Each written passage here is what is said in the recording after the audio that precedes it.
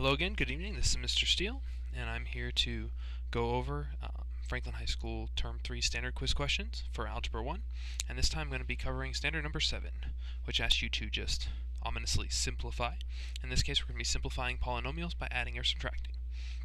So first off, before I begin talking about strategies here, I'm going to write out one of the problems so that we can kind of see what it is we're dealing with.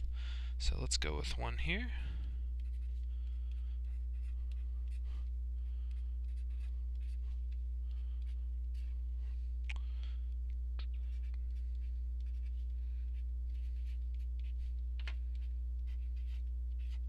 Okay, so there's the sort of problem that we're going to see on Standard Quiz question number 7. And again, we're simplifying by adding or subtracting polynomials. So, there's really only one thing to think about and use as kind of a guiding force in a problem like this, and that is that we're going to be combining like terms. That's really what simplifying by adding or subtracting polynomials means, is we're going to combine like terms.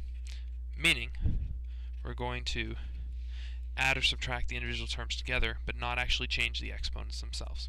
So let's take a look at this one.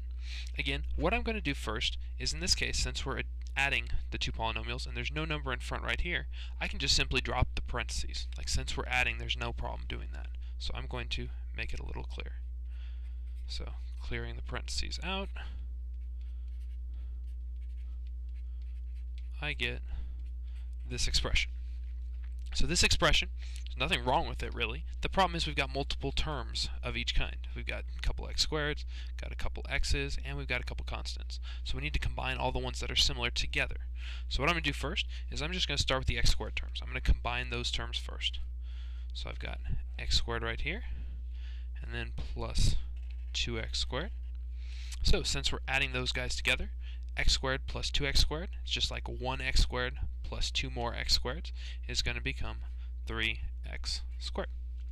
And so there is our first term taken care of. We've gotten all the x squared terms combined. Next, I'm going to look at the x terms. So I've got a plus 5x here and a minus 3x here. Now you might notice I'm using a different color as well as a different shape. That's just to make sure I keep these terms separate, because an x squared and an x are not the same family. So here we go. We've got plus 5x minus 3x. 5 minus 3 is going to be positive 2, and that's in the x family. So there's the positive 5x minus 3x combined into positive 2x. Last but not least, we've got the constants. So I've got a plus 3 and a plus 5. I hope the color is showing up here. I can't really tell from my screen. But plus 3 plus 5, that's going to become plus 8. And there is my final answer. 3x squared plus 2x plus 8. And again, notice that in our original problem, in the original expression we were told to simplify, we had x squareds, x's, and numbers. And in our final answer, we also have x squareds, x's, and numbers. Nothing changes. It doesn't become x to the fourth because we're just combining. Okay, so that is addition. That was example 1. I should probably make a note on that. Now let's do one more. Before I do some additional examples, let's look at one where we're subtracting this time. And in this case, I'm going to use the exact same two polynomials, just for simplicity.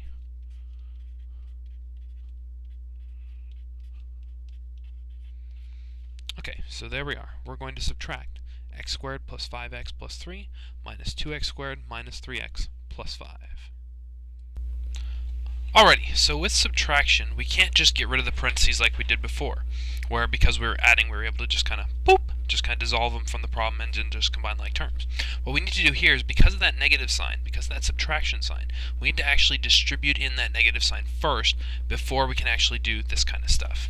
So what I'm going to do is, I'm going to start by writing out the first polynomial, x squared plus 5x plus 3. And now basically when you distribute in a negative sign, or you multiply by negative 1, or however you want to think about it, you're really just switching the sign on all of these. So this is minus positive 2x squared. That's going to become a negative 2x squared. And I don't like this pen all of a sudden. Okay, next one. So that was negative times 2x squared. Next one is going to be minus a negative 3x squared. Well, that'll be a negative times a negative, which becomes a positive 3x. Finally, got to do the negative times the positive 5 at the end. So negative times a positive 5 becomes a negative 5. So now, once we've reached this point, we've got to set up just like we did before. We've just got to now combine like terms, just like we did in the beginning. So to do this, I'm going to start out the same way.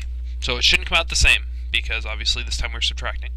But starting with like terms, I've got positive x squared and negative 2x squared. So when I combine those guys, I have a positive 1 minus 2 is going to be a negative 1, or just negative x squared. And again, it stays x squared. It's not x to the fourth or anything fancy like that. Okay, next, I've got to combine the x's. So I've got a positive 5x plus 3x. So positive 5 plus 3 is going to be positive 8. And this is the x term. So there are the x's taken care of. And finally, the constants themselves. Got positive 3 and negative 5.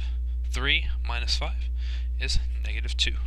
So our final answer in this case, the polynomial we get when we subtract those two polynomials, is going to be negative x squared plus 8x minus 2. Alrighty, so again, remembering what we're really doing is we're combining like terms. If we're adding, we can just dissolve the parentheses right away. If we're subtracting, we have to get that negative sign in there, distribute it onto all of the terms in the second polynomial, and then we just combine like terms again. So it's really just a combine like terms problem. Alrighty. Okay, so now what I'm going to do is I'm going to do an example of each one again. One addition, one subtraction, both simplifying polynomials and combining like terms. So first let's do the addition, since I hope you figured out in the last one it's a little bit easier. So picking out a good polynomial here, and spreading this out a little bit so I have some room. Let's go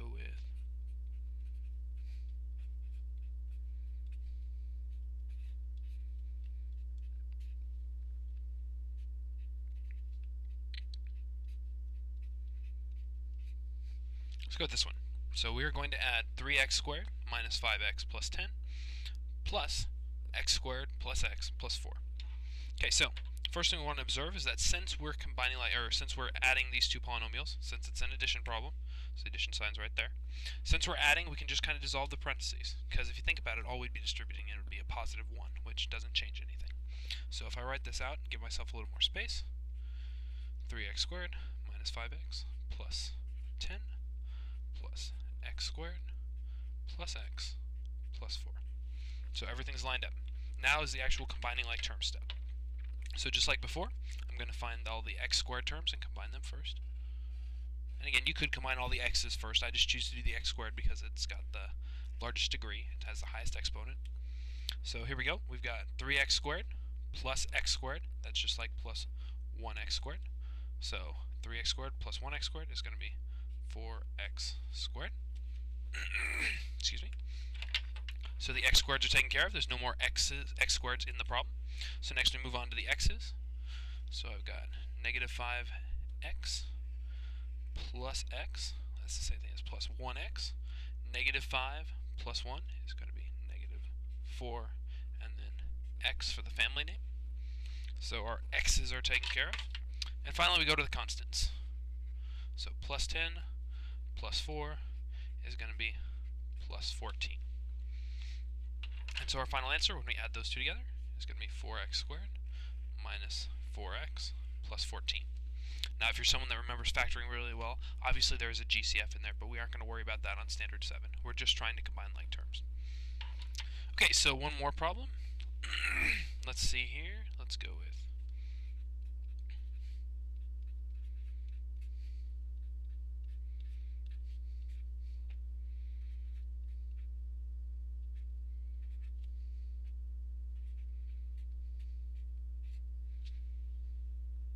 Let's go this way.